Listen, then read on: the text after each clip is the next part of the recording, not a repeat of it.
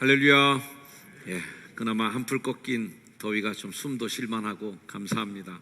견디다 보면 지나가고 또 버티다 보면 극복하게 되는 삶의 당연한 원리를 새삼 깨닫게 됩니다.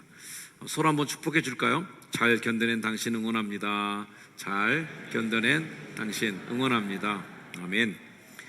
십계명 강해 설교도 잘 견뎌내셨습니다. 드디어 마지막 10번째 계명까지 도착했습니다. 자, 10번째 계명은 내 이웃의 소유를 탐내지 말라입니다. 이제까지 그 9가지 계명까지는 하나님에게나 또는 이웃 간의 인간 관계에 있어서 행위에 대한 문제를 다뤘다면, 이 마지막 10번째 계명은 마음에 관계된 계명입니다. 자, 이 마음이 이제 탐심인데, 우리 마음 한켠에 자리 잡고 있는, 다 모두가 갖고 있는 그 마음, 탐심, 뭘까요? 우리 모두는 각각 내 삶의 그 어떤 형편, 내 삶의 그 배경에 맞게 적절한 바램을 갖고 다 살게 만들어져 있다고 저는 생각합니다. 조금 평수가 작으신 분은 좀 아파트 좀 넓은 데로 이사 가고 싶어, 화장실 2개 있는 집으로 이사 가고 싶어, 뭐라든지 나 좀 승진하고 싶어, 회사에서 만년 하위직이면 조금 내년에는 다른 역할을 맡고 싶다라고 하는 소망, 또 뭐 학생이라면은 상급 학교로 더 공부하고 싶어, 뭐 이런 것들, 뭐 이런 긍정적인 소망을 갖는 거, 뭐 삶의 활력도 줄 수 있고 또 인생의 발전도 이런 게 있어야 가능한 거죠. 탐심과는 결이 확실히 다른 그런 우리들이 소망하는 게 있습니다. 근데 탐심은 그것과는 좀 다르죠. 내 것이 아닌 거에 대해서 불이하고 부당한 방법으로 내 걸로 이렇게 만들려는 마음이 탐심입니다. 내가 노력해서 더 열심히 해서 돈도 벌어야지, 열심히 해서 좋은 집도 더 살고 싶어, 열심히 해서 진급도 하고 진학도 하고 싶어, 이거 뭐 다 바른 마음이지만, 노력 안 하고 진학하고 싶어, 뭐 그러면 이제 컨닝해야 되는 거고, 시험지 몰래 돈으로 사와서 문제가 발생되는 거고, 억지로 남의 물건 내 집으로 들여오려고 그러니까 도둑질해야 되는 거, 이게 문제가 발생하는 거죠.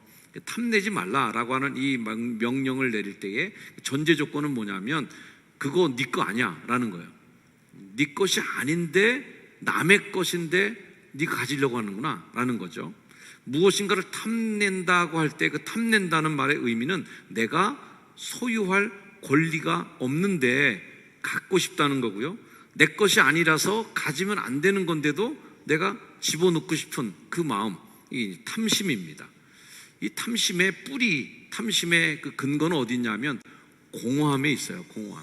뭔가 비어있는 사람이 자꾸 그런 탐심, 그릇된 욕망에 대해서 휩싸이게 되고 그거 가지게 되고 싶은 공허감의 뿌리를 내리고 있다. 하나님은 각각 여러분의 인생에 나름대로의 그 분량 대로 삶의 시간을 살도록 주셨고, 그 삶의 청지기로 살도록 맡겨주신 거예요. 근데 그 삶의 분량에 이제 맞지 않는 것을 자꾸 이제 들여다보고 올려다보고 겪는 줄 아는 거죠. 우리가 인생을 출발할 때 출발점은 어디냐면 내가 선 바로 그 자리입니다. 이거를 깔아놓고 시작하지 않으면 내가 선 자리를 부인하고 내 삶의 위치와 현실을 부인하고 내가 이런 거 할 사람이 아닌데 말이야 라든지, 내가 뭐 이런 것이나 갖고 살 사람이야, 이 현실을 부인하고 내가 저거야 저거 내 것, 내가 갈 곳은 바로 저쪽에 있어 하면서 그 바라보고 있는 거, 끊임없이 내 인생을 망쳐나가는 아주 지름길입니다. 내 인생을 저주하게 될 것이고 자신의 인생을 우울하게 볼 테고 말이죠. 남을 질투하고 시기 하게 되고 그 죄를 만들어내는 힘이죠. 그래서 탐내지 말라라고 할 때 탐내지 말라는, 탐낸다라고 하는 이 단어는 히브리어로는 이제 2가지 용법으로 쓰이게 되는데, 2가지 단어가 있는 거죠. 하마드라고 하는 이 탐내지 말 것은 몹시 열망하다, 심히 사랑하다라고 하는 의미를 가져요. 탐내지 마는 것 중에 하나가 내 이웃의 아내를 탐내지 말아라 할 때, 이게 탐낸다는 의미가 이런 의미예요. 열망하고 막 사랑해서 타인의 아내에 대해서 욕망을 갖게 되는 것이 이제 바로 하마드라는 의미고, 오늘 우리가 좀 주로 다뤄야 될 주제는 이 아와라고 하는 단어입니다. 사모하다 또는 바라다, 탐낸다는 의미죠. 타인의 소유에 대한 집착을 버리지 못하고 계속적으로 욕심을 품고 그걸 갖고 싶어하는 그 상태를 가리키는 거고요. 이렇게 마음으로 자꾸 그런 열망을 갖게 되면 결과는 뭔가 나타나요. 손으로 나타나고 발로 나타나고 행동으로 물건을 훔치는 걸로 이제 가겠죠. 범죄 행위로 가는 거예요. 하나님 우리에게 뭐 우상 숭배하지 마라, 살인하지 말라, 도둑질하지 마라, 거짓말하지 마라 이런 얘기 하실 때에 십계명을 우리에게 줄 때 하나님 어떤 마음이셨을까요? 만약 이 계명을 문자적으로만 다 지켜갖고 100점 맞았다고 생각하는 사람, 성경에는 그런 사람이 있습니다. 예수님을 찾아왔던 부자 관원, 청년 관원 있죠? 이 청년은 예수님이 찾아와서 내가 어떻게 영생을 얻을 수 있어요? 라고 질문을 하고 예수님과 대화를 시작하는데 예수님이 너 살인하지 말라, 간음하지 말라, 도둑질하지 이거 다 알지? 그랬더니 청년이 아주 자신 있게 대답하죠. 누가복음 18장 21절 이것은 내가 어려서부터 다 지켰나이다. 나 100점이에요 이거는 라고 아주 자신 있게 대답하는 대목이 나옵니다. 우리가 그 다음에 이제 진행되는 스토리를 잘 알다시피 그 부자 청년에게 뭐 네 재산 다 팔아서 가난한 자들에게 주고 나 따라오라. 이럴 때 뭐 예수 믿는 사람들은 몽땅 다 재산 팔아 가난한 사람들 주고 나 따라오라는 게 아니라 이 부자 청년이 갖고 있었던 율법을 준수하는 법적인 조문에 대해서는 완벽하게 지켰지만 이 청년의 마음속에 있는 십계명에 위반되는 마음이 있는 거죠. 그게 뭐예요? 그 욕심이고 결국 내 거 못 내려놓겠다는 탐심이거든요. 율법의 계명은 지켰는데 율법의 정신은 지키지 않았던 그 청년에 대한 예수님의 꼬집임이 있었습니다. 이것이 이제 우리 인간이 갖고 있는 한계에 있는 거예요. 하나님이 이 마지막 계명을 우리에게 주시면서 하고 싶은 말씀이 뭘까? 마음으로라도 불법적인 것에 대해 욕망하지 말라 하는 말씀을 하시는 거예요. 자, 9가지 다 지켰다 할지라도 너 마음도 지켜야 돼. 마음으로라도 이 문제에 대해서 너 완벽할 수 있어야 된다라고 하는 거예요. 그런 면에서 이 10계명의 10번째 계명은 그 고대의 사회에 그 어떤 나라의 법전보다도 굉장히 앞선 법입니다. 뭐 그 당시에 법전이라는 것이 대부분 나타난 증거, 나타난 결과에 대해서 너 이렇게 하면 큰 벌 받는다, 너 이렇게 하면 너 혼날 거야 하는 법이지 마음의 것까지 관여하는 법은 없었기 때문이죠. 자, 이 마음을 지키라는 것인데 법이 제한할 수 있는 영역은 어디까지냐면 눈에 보이는 데까지, 현상까지가 법이 딱 막을 수 있는 것입니다. 그래서 법을 얘기할 때 꼭 뭐가 나와요? 증거 있어? 이거잖아요. 증거 있어? 내가 그렇게 마음을 먹었다고 해서 나 뭐 그런 거 했다는 증거 있어? 그 증거가 없으면 법이 그거를 다룰 수가 없는 거예요. 때문에 눈에 보이는 것까지만 법이 제한할 수 있는 거죠. 근데 오늘의 계명은 내 이웃의 소유에 대해서 탐내지 말라는 거예요. 10계명을 여러분들에게 체크하면서 1계명 지켰습니까? 장로님, 권사님 일로 오세요. 자, 3계명, 4계명, 6 쫙 딱 지켰죠? 그럼 나 도둑질 안 했습니다. 저 가늠한 적 없습니다. 저 남한테 거짓말 안 했어요. 마지막 10번째 계명, 탐내지 마는 거 지켰습니까? 제 탐내지 않았습니다. 거짓말 같은데 진짜 안 했어요? 진짜 안 했어요? 제가 뭐라고 그러겠어요? 어떻게 증거가 없잖아. 그분이 무슨 물건에 탐심을 갖고 있는지, 어떤 물건에 욕심을 갖고 호시탐탐 노리고 있는지 그거는 알 수는 없어요. 그러니 10번째 계명은 어떻게 할 수가 없는 내면에, 눈에 보이지 않는 영역의 것이죠. 탐심은 그래서 사람의 눈으로 확인을 할 수 없어요. 때문에 이 10번째 계명은 더 하나님과 가까운 계명이에요. 이건 하나님과 마음과 마음으로만 지켜야 되는 거지 행동으로 어떻게 증명할 길이 없기 때문에 분명한 것은 하나님은 탐심을 죄로 보신다 하는 것은 분명히 아셔야 됩니다. 때문에 이 10번째 계명을 지키는 사람은 누가 지킬 수 있어요? 하나님이 마음을 감찰하시고 내 마음을 다 들여다보시고 하나님의 중심을 보시고 머리카락도 다 세고 계시고 이 하나님이 살아계시다는 것을 믿는 사람만 이 10번째 계명을 지킬 수 있지, 하나님 없어 라고 하면 10번째 계명은 도저히 지킬 수가 없는 계명이십니다. 자, 하나님은 결과를 보시지 않고 동기를 보신다 하는 말 많이 들으셨어요. 하나님은 시작점을 보시는 거죠. 어떤 교회 두 분이 굉장히 교회 봉사 열심히 한다고 생각해 보세요.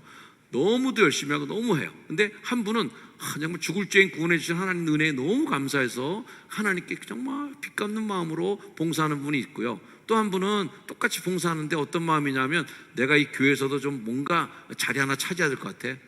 내가 뭔가 사람들한테 뭔가 인정받고, 여기서도 내 입지를 좀 갖고 뭔가 내 권리를 찾으려면 내가 뭐 인정받아야 돼, 뭐 이런 마음으로 하고 있다고 볼 때, 두 사람의 나타난 결과는 똑같이 일하고 있고 똑같이 봉사하고 똑같이 헌신하고 있는데, 하나님은 그 결과로 볼 때 니들 둘 똑같구나 이렇게 안 보시는 거예요. 넌 잘못됐고 넌 잘했어 라고 딱 구분이 되는 거예요. 왜? 동기가 잘못된 거예요. 동기가, 시작점이 잘못됐다, 마음이 잘못됐다는 거예요. 한 예로, 하나님이 폭행을 막 가하는 사람을 너 남을 때리지 말고 상해하면 안 돼 라고 했을 때, 그 사람이 때리는 걸 멈췄다고 볼 때, 그 때리는 걸 멈췄다고 해서 그의 범죄가 사라지는가?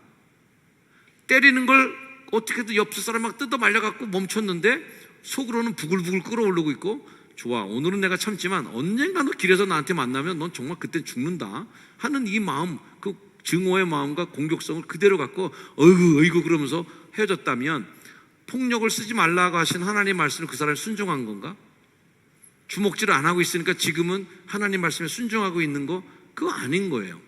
동기가 중요한 거예요. 하나님은 악한 생각과 감정까지 살펴보신다는 두려운 것이죠. 하나님이 바라는 것은 도둑질을 안 하는 게 아니라 남의 소유에 대한 탐심마저도 컨트롤해드리기를 우리에게 요청하십니다. 야고보서가 우리 경고하죠. 욕심이 잉태하면 죄가 되는 거예요. 죄가 커가면 사망을 낳는 거예요. 그러니 욕심이라는 거 아주 별거 아닌 것 같은데, 이게 사망으로까지 연장시켜주는 굉장히 중요한 시작점인 거예요. 그래서 마음의 생각은 죄다라는 우리 마음의 행동을 조심하는 마음을 가져야 될 것이고, 우리 마음의 파수꾼을 세우기 위해 애써야 될 것입니다. 자, 오늘 말씀은 내 이웃의 소유, 내 이웃의 집을 탐내지 말라고 합니다. 집이라고 하는 것은 뭐 저택, 아파트, 뭐 건물이라는 개념보다는 집이라고 하는 걸 들으면 우리가 생각나는 가족, 따뜻함, 행복, 뭐 이런 걸 우리가 생각하는데, 그게 집이에요. 그래서 내 이웃의 집을 탐내지 말라는 것은 남의 아파트 평수를 탐내지 말라는 게 아니라, 그 집에 속한 여러 가지 다 요소들, 오늘 성경 말씀에 보면 이제 그 당시에 집을 이루는 요소들이 나오는 거죠. 가옥, 땅, 가축, 노예, 심지어 아내까지 포함하는 그 가정애라고 하는 귀속된 모든 것들을 포함해서 이것에 대해서 탐내지 말라라는 겁니다. 성경이 얘기하는 내 것이 아닌 거는, 내가 갖고 있는 것 그 외의 것이 다 내 이웃의 집, 내 이웃의 소유에 대한 개념이죠. 자, 인간에게는 그 집이라고 하는 것은 자신의 인생을, 삶을 영위하는 데 있어서 아주 필수적인 중요한 것입니다. 그러므로 그 집이 손상을 받거나 그 집이 탈취를 받게 되면 이거는 그 가정의 행복을 빼앗는 굉장히 심각한 범죄가 됩니다. 집은 한 남자와 한 여자가 결합해서 만들어진 터전이고 생명의 둥지예요. 그러므로 이웃의 집을 탐낸다든지 내 이웃의 아내를 탐낸다는 이 태도는 단순히 그냥 욕심 부리지 말라는 태도가 아니라, 가정이라고 하는 울타리, 하나님 만들어주신 행복의 울타리인 가정을 파괴하는 이 범죄까지 나아가는 거예요. 때문에 이 뜻이 하나님의 뜻의 정면으로 거스르는 행동이 내 이웃의 소유를 탐내는 것입니다. 남의 집에 있는 나귀, 남의 집에 있는 노예, 남의 집에 있는 소, 남의 집에 있는 이 모든 것들이 다 하나님이 주신 선물과 축복의 선물인데, 이거 탐내면 안 되는 거죠. 10번째 이 계명이 마지막 계명이지만 저는 마무리 계명이다 이렇게 생각합니다. 이상에 있었던 9가지의 계명을 하나 더 추가해서 플러스 1이 아니라 이 9개를 잘 버무려서 마지막 딱 점을 찍어주는, 마무리하는 계명이다. 이 10번째 계명은 앞서 있는 계명들과 긴밀한 연관을 맺고 있습니다. 가장 먼저 생각나는 게 이제 도둑질하지 말라는 8계명이 생각나죠. 탐내는 것부터 시작되는 게 도둑질 아니겠습니까? 탐심이 없는데 어떻게 도둑질이 나오겠어요? 도둑질에서 아주 망한 대표적인 사례가 아간의 범죄입니다. 아이성과의 전투 싸움에서 어쨌든 물건 다 하나님께 내놓던 거 다 없애버리라고 그랬는데 그거 몇 개 그냥 숨겨갖고 왔고 자기 텐트 바닥에 땅 거기다 묻어놓은 거예요. 이 아간이 이런 범죄로 인해서 전쟁에서 대패하게 되고 굉장히 심각한 오류가 발생하게 됩니다. 해봐야 외투 한 벌, 은 200세겔, 50세겔의 금덩이 하나예요. 요거 숨겼다고 그래서 그 난리가 난 거예요. 그 이후에 아간은 아골골짜기로 버려지고 돌로 맞아 죽임을 당하게 됩니다. 탐심이 낳은 굉장히 중요한 범죄였고, 하나님이 어떻게 그 탐심이라는 죄를 어떻게 징계하고 다스리고 결과가 어떻게 나타나는지를 굉장히 끔찍하게 보여준 사례라고 볼 수 있어요. 6계명, 7계명에도 연관이 되죠. 10계명이 금하는 탐심 가운데 하나가 이제 타인의 아내를 탐내지 말라고 그러는데 이제 간음하지 말라는 계명하고도 연관이 되고, 다윗의 경우에는 우리야 자신의 부하의 아내를 탐내죠. 그래서 밧세바를 취하게 되고 그거 범죄를 가로막기 위해서 거짓말해야 됐죠. 우리아를 죽여야 됐죠. 간음죄 됐죠. 살인죄, 간음죄 다 거기서부터 시작이 됐습니다. 우상 숭배에 대한 계명도 이 탐심과 연관이 있습니다.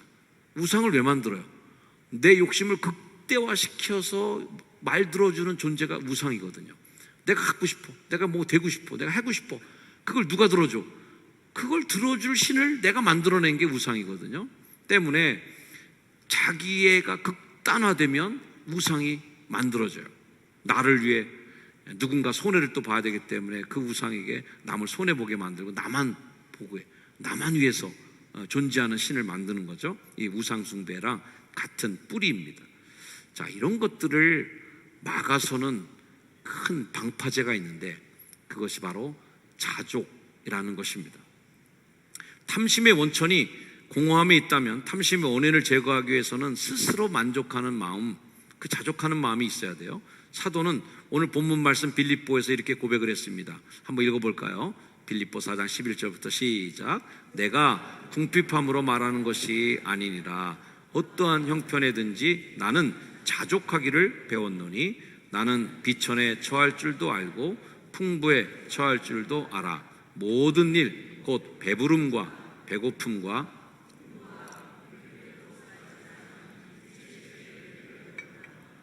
내게 능력 주시는 자 안에서 내가 모든 것을 할 수 있는 거예요. 이 13절 말씀만 따로 떼서 외우시는 분들 많아요. 내게 능력 주시는 자, 이걸 굉장히 긍정의 언어로 해석해서 그래, 난 그냥 뭐든지 다 그냥 하나님이 다 도와주면 나 다 가질 수 있어. 근데 오늘 성경 말씀은 뭐예요? 배부른 거, 배고픔 이런 거 다 이길 수 있는 힘이 바로 내게 능력 주시는 자 안에서 내가 다 이걸 견뎌낼 수 있는 거예요. 없는 것도 견뎌내고 모자라는 것도 견뎌내고 배고픔 이런 거, 비천 이런 걸 견딜 수 있는 힘을 하나님 주신다는 건데, 대부분 분들이 이걸 잘못 해석해갖고 무조건 잘 되는 쪽으로만 다 능력 주시는 자 안에서 난 다 가질 거야, 나는 다 할 수 있어, 이렇게 좀 오해하는 말씀, 대표적인 말씀 중에 하나입니다. 자, 행복하려면 만족해야 됩니다. 따라합시다. 행복하려면 만족해야 한다. 당연한 말이죠, 그죠? 만족하면 또 어떻게 행복해지겠어요? 뭔가 계속 부족하고 뭔가 결여되어 있는데 행복하지 않거든요. 근데 이 행복을, 이제 부족을 뭘로 채우느냐에 대한 문제예요. 대부분 뭘 부족하다고 느끼냐면 이제 물질이 부족하잖아요, 우리가. 돈이 많으면 정말 좋겠는데 통장에 들어있는 돈의 액수가 동그라미가 한 10개 정도 붙어서 좋겠는데 이게 서너 개로 끝나버리면 되게 아쉬운 거거든요. 부족해. 그러면 안 되는 거예요. 하여튼 목마름의 시작, 물질의 부족함, 풍요의 부족함이 내게 탐심을 만들어내고 불만을 만들어내는 요인이 된다고 하는데, 그러나 성경은 또 인생 다 살고 가질 거 다 가지신 분이 전도서를 쓰면서 이런 얘기를 했었어요. 은을 사랑하는 자는 은으로 만족하지 못하고 풍요를 사랑하는 자는 소득으로 만족하지 아니하나니 이것도 헛되도다. 나 이거 다 해봤어, 내가 다 가져봤어, 이렇게 해놓고 야 이거 안 돼, 이거 갖고는 이거로 만족하지 못해 라고 하는 헛되다는 탄식을 하는 겁니다. 자, 그럼 우리가 얼마나 풍족해야 감사가 막 터져 나올까요? 얼마나 만족하고 막 뭐가 철철철 넘쳐 흘러야 막 만족스럽고 감사가 막 나오게 될까? 이렇게 넘쳐서 풍족해서 감사를 만들어내는 일은 굉장히 멀리 있다는 걸 아셔야 됩니다. 너무 멀리 있어서 그런 일이 생길까 말까 하는 굉장히 엄한 고지에 있어요. 감사는 있는 것에 대한 만족함을 느끼는 데서 출발되시길 축복합니다. 그 말씀이 디모데 전서에 나와요. 자, 다시 한번 읽어볼게요. 6장 6절에서 10절까지 시작. 그러나 자족하는 마음이 있으면 경건은 큰 이익이 되느니라. 우리가 세상에 아무것도 가지고 온 것이 없음에 또한 아무것도 가지고 가지 못하리니 우리가 먹을 것과 입을 것이 있은즉 족한 줄로 알 것이니라. 부하려 하는 자들은 시험과 올무와 여러 가지 어리석고 해로운 욕심에 떨어지나니 곧 사람으로 파멸과 멸망에 빠지게 하는 것이라. 돈을 사랑함이 일만 악의 뿌리가 되나니 이것을 탐내는 자들은 미혹을 받아 믿음에서 떠나 많은 근심으로써 자기를 찔렀도다. 제가 인생을 이렇게 좀 더 살고 경험하면서 이렇구나 인생이 라고 하는 것에 좀 슬프게 안 진실 가운데 하나는 모든 문제의 뿌리에는 돈이 있구나 라는 걸 알게 된 겁니다. 뭔가 갈등이 있어. 왜 그러지? 뭐 인간적으로 문제가 생겼나? 아니야, 돈 문제예요. 뭔가 뭐 싸움이 생기고 뭔가 정치적으로도 뭔가 문제가 생겼어요. 그 정치적인 문제일까? 뭐 사상과 철학에 대한 문제인가? 아니에요. 돈에 대한 문제예요. 나라가 혼돈해지고 흔들리고 뭔가 정쟁이 있고 여야 간 싸우는 거 다 돈 문제지 별거 없어요. 돈이 굉장히 문제의 핵심이구나. 오늘 성경 말씀 틀린 거 하나도 없구나. 돈을 사랑하는 게 일만 악의 뿌리가 되는구나. 그러니 탐심이 모든 문제의 출발점이구나. 10계명을 마무리 짓는 10번째 계명이 탐내지 말라라는 게 이게 왜 있는지를 이제 알게 되는 거예요. 감사도 탐심으로는 감사가 안 나오는 거예요. 우리의 신앙도 경건이 왜 이익이 된다고 그랬어요? 자족하는 마음이 경건한데, 하나님에 대해서 끊임없이 불만족스럽고 자족이 없으면 경건이 경건되지 않아요. 경건하지 못해. 족함이 없는 갈증은 필연적으로 탐욕을 낳고, 탐욕은 일만하게 뿌리가 되고 그 악의 뿌리에서 행동의 범죄가 나오고 탐심이 멈출 수 없어 결국 사망으로 치달아가는 거죠. 오늘 말씀 8절 아까 읽었던 말씀에 보면 우리가 먹을 것 입을 것이 있은즉 족한 줄로 알아야 된다. 족함이 필요한 거예요. 저는 이 탐심을 물리치는 해방 선언이 뭘까 할 때 나눔이다. 탐심은 우리 다 있다는 거예요. 다 있어요. 이거 없는 사람은 정말 이미 성자가 되셨어요. 우리는 다 탐심이 있어요. 근데 이걸 뭘로 찍어 누르고 뭘로 이 탐심을 공격해서 파쇄시킬 수 있는가 할 때 나눔인 거죠. 이 나눔도 저절로 안 됩니다. 저절로 막 손이 펴지고 저절로 막 나눔이 되고 저절로 베풀어지지 않습니다. 굉장히 의도적이어야 되고 굉장히 고통스럽고 굉장한 결단이 필요한 것이 나눔이라는 결과죠. 마땅히 나눠야 되는데 안 나눠주고 있는 것도 그 도둑질입니다.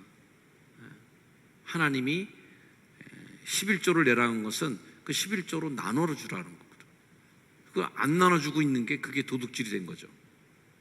10번째 계명을 범하는 건데 탐심을 이겨낸 결과, 오늘 이제 공허함의 후유증이 탐욕이라고 그랬는데 탐욕을 이겨낸 결과물도 역시 나눔이 됩니다. 이웃의 것을 탐내기 전에 적극적으로 사랑하고 나누는 거죠. 초대교회를 우리가 굉장히 모델로 보는데 초대교회가 훌륭하게 한 일 중에 뭐가 대표적인 거예요? 각 사람의 필요를 따라 나눠주는데 내게 아니고 남의 것도 남의 것이 아니고 그냥 다 같이 썼다는 거예요. 사도행전 4장 32 믿는 무리가 한 마음 한 뜻되어 모든 물건을 서로 통용하고 자기 재물을 조금 더 자기 것이라고 하는 이가 없다. 이게 성령의 충만함을 받은 사람이 뭘 이겨냈어요? 내 거라는 마음을 이겨낸 거예요. 하나님께 성령 받고 믿음이 충만한 사람들이 나타난 결과가 뭐예요? 내 거라고 하는 사람이 없었다는 거예요. 이게 하나님의 성령의 충만한 결과물인 거예요. 이웃 또는 이웃의 소유를 향한 사악한 욕망을, 탐심을 멈추고 하나님이 보시는 이웃이라고 하는 그 이웃을 탐심의 대상으로 보지 마시고 사랑의 대상으로 나눔의 대상으로 보시는 그런 영적인 성장이 있으시기를 주의 이름으로 다시 한번 축원합니다. 로마서 12장 말씀 한번 읽어볼까요? 시작. 즐거워하는 자들과 함께 즐거워하고 우는 자들과 함께. 여기서 중요한 단어는 뭐예요? 함께. 함께. 아까 초대교회 말씀에도 뭐가 나와요? 한 마음과 한 뜻이 되어 함께. 굉장히 중요한 거예요. 우리가 전 인류를 대상으로 나눠주고 뭐 베풀어주고 이거 하기 어려워요. 그래서 우리가 연습해야 되는 게 뭐냐면 내 식구야 뭐 저절로 되는 사람들이고 셀 요거만이라도 작은 범위에 있는 그 식구들만이라도 부침개도 좀 나눠 드시고 김치도 좀 나눠 먹고 맛있는 반찬 했으면 좀 나눠 먹고 그거부터 한번 연습해 보는 거예요. 근데 이걸 했는데 그다지 아까운 마음이 안 들고 막 나눠주는데 기분이 좋아. 그러면 조금 더 확대. 우리 선교회 식구들만이라도 우리 같이 내 거라고 고집할 이렇게 좀 더 커서 이제 우리 성가대원이라도 우리 교육부서만이라도 이렇게 확장시켜 나가는 연습과 연습을 하다 보면 언젠가 이게 더 커지겠죠. 함께. 십계명은 현대를 살아가는 우리에게 좀 비현실적인 말씀처럼 들릴 수도 있습니다. 어떻게 탐내지 않고 살 수 있어? 이거 너무한 거 아니야? 십계명이 그래요. 근데 우리가 겪는 대부분의 고통과 불행은 어디서 시작했을까? 하나님이 이 십계명의 마지막 계명을 주면서 야, 니들 나 행복했으면 좋겠어. 그렇게 불행하게 살지 마. 그래서 탐내지 말아야 돼. 그거 불행해져 너 그거 하지 마라는 거예요. 채워지지 않는 공허함을 메꾸려고 발버둥 치는 탐심으로부터 여러분들이 노임받게 되기를 주의 이름으로 축원합니다. 탐심은 내가 기르는데요, 내가 기른 다음에 그 길러낸 탐심이 나를 잡아먹습니다. 가정도 무너뜨립니다. 교회도 무너뜨립니다. 국가도 탐심으로 무너뜨릴 수 있습니다. 탐심은 우리의 신앙도 짓밟아 버립니다. 탐심을 넘어서서 하나님의 뜻을 바라보고 살아가는 성도들 되기를 축원하고, 오늘 이 말씀을 여러분과 같이 읽으면서 오늘 설교 말씀을 마치려고 합니다. 요한일서 2장 15절부터의 말씀이에요. 자, 시작. 이 세상이나 세상에 있는 것들을 사랑하지 말라. 누구든지 세상을 사랑하면 아버지의 사랑이 그 안에 있지 아니하니, 이는 세상에 있는 모든 것이 육신의 정욕과 안목의 정욕과 이생의 자랑이니 다 아버지께로부터 온 것이 아니요 세상으로부터 온 것이라. 이 세상도 그 정욕도 지나가되 오직 하나님의 뜻을 행하는 자는 영원히 거하느니라. 아멘. 기도하겠습니다. 하나님, 긴 십계명 한 계명 한 계명 짚어나가며 10번째 계명에 도달했습니다. 내 이웃의 소유를 탐내지 말라 하신 말씀, 우리에게 행복을 주시는 엄한 경고가 협박이 아니라 너 행복하게 살려면 이렇게 해야 돼 라는 따뜻한 하나님의 말씀으로 듣습니다. 우리의 마음속에 있는 공허함을 거짓으로 메꾸는 탐욕으로 왜곡되게 나타나는 우리의 마음을 주님 정리하게 해주시고, 만족할 줄 알고 자족할 줄 알고 감사할 줄 아는 마음으로 탐심을 이겨내 나눔으로 나아가는 성도가 되게 하옵소서. 축복하옵고 예수님의 이름으로 기도합니다. 아멘. 네, 우리 결단 찬양 우리 같이 일어나서 찬양하시겠습니다. 사람을 보며 세상을 볼 때 만족함이 없었네. 사람을 보고 세상을 보는 것이 아니라 나의 하나님 그분을 뵐 때 나는 만족하였네. 주님으로 만족하신 여러분 되길 축복합니다. 찬양하겠습니다. 박수 한번 찬양하겠습니다.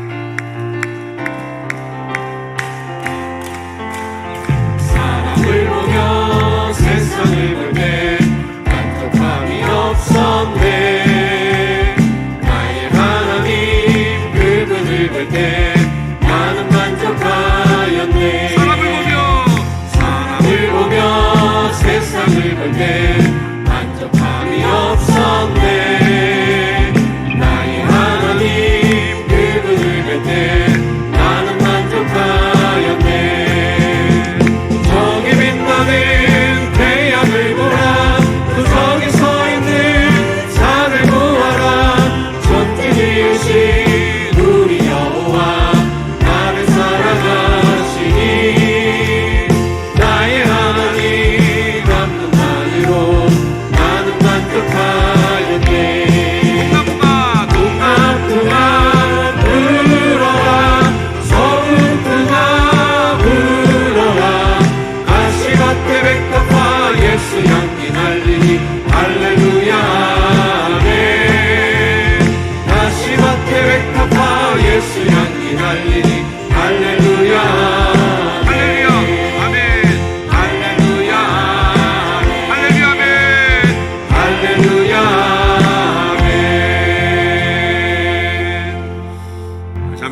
말씀에 대한 응답하시고 가겠습니다. 하나님, 내 마음에 분명히 탐심이 있는데 이 탐심이 먹이를 먹고 자꾸 자라지 않게 억누르고 정죄시키고 하나님이 주시는 마음, 만족하는 마음, 자족하는 모든 것에 적용할 수 있고 모든 것에 순종할 수 있는 그러한 일체의 비결을 배우느라 고백한 사도의 마음을 배우는 우리가 되게 하옵소서.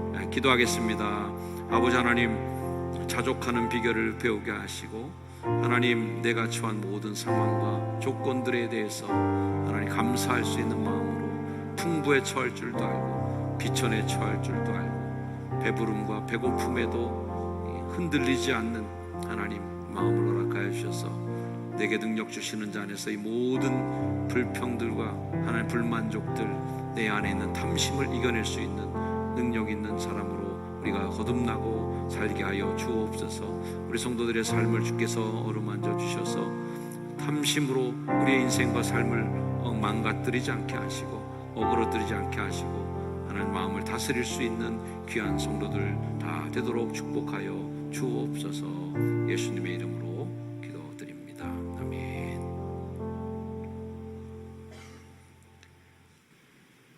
이제는 하늘 보좌 버리시고 이 땅에 내려오셔서 우리의 삶에 만족할 수 있도록 십자가의 은혜를 풍성히 주신 우리 구 예수님의 은혜와 하나님의 사랑만으로도 만족하도록 풍성한 사랑으로 우리를 기억해 주시고 이끌어 주시고 인도해 주시는 하나님의 그 극진하신 사랑하심과 내 안에 역사하셔서 탐심을 누르고 만족함으로 자족하는 비결을 배우게 하시는 성령님의 은혜가 이 자리에 함께 예배한 거룩한 주의 백성들 머리 위에 이제로 영원까지 늘 항상 함께 하시기를 간절히 축원하옵나이다.